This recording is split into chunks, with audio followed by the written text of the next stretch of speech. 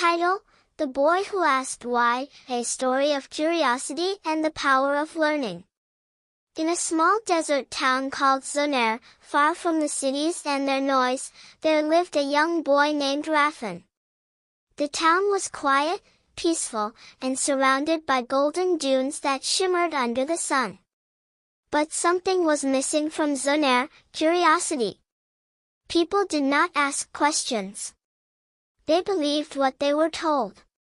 They accepted what was handed to them. The town had one school, small, with a cracked blackboard, torn books, and a teacher who simply read from a textbook. No one explored. No one researched. No one experimented. But Rafan was different. Ever since he was little, he asked why. Why is the sky blue? Why do we need to pray facing a certain direction? Why are girls not allowed to go to school past a certain age? Why are we not allowed to read books from outside the village? These questions made adults uncomfortable. "Stop asking so much," his uncle once said. "You'll only bring trouble," warned his teacher. But Rafan couldn't stop. His mind buzzed with wonder. One day, while exploring the edge of the desert, Rafan found an old, abandoned building. It was filled with dust, spiderwebs, and books. Hundreds of them. Science books, history books, maps, journals from travelers. It was like a secret world had been hiding there all along. He spent days inside that building, reading by candlelight, learning about atoms, electricity, planets, and cultures beyond his own.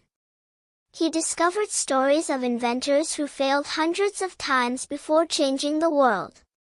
He read about people who had challenged their rulers for the sake of truth. And he realized something. Knowledge was power. And curiosity was the spark. Word spread in the village. "The boy is possessed," some said. "He's reading dangerous things," others whispered. The village elders called him in. "You are disrupting the peace," they said sternly. "Do you think you are smarter than the rest of us?" Rafan looked at them calmly and said, "I don't think I'm smarter. I'm just trying to understand. If understanding the world is dangerous, then maybe we should all be a little dangerous." That night, Rafan was told to stop reading, to stay away from the building, and to follow the path of tradition. But he couldn't. The thirst for knowledge had become his heartbeat. Years passed. Rafan left Zunair, walking miles to reach a city where schools had libraries, teachers encouraged questions, and curiosity was celebrated. He studied science, technology, philosophy, and education. Eventually, he returned to his village. Not to argue, not to show off, but to build. He reopened the abandoned building, turned it into a proper library, and built the village's first modern school. He hired teachers who encouraged why instead of silencing it. Some resisted. But the children came. And they changed. They built solar panels to power homes. They purified water from the wells. They designed irrigation systems for crops. Girls who had never been allowed to speak in public were now debating global topics. Boys who once feared books were now creating apps on tablets. Zunair transformed, not through revolution, but through education. And Rafan? He never stopped asking, why?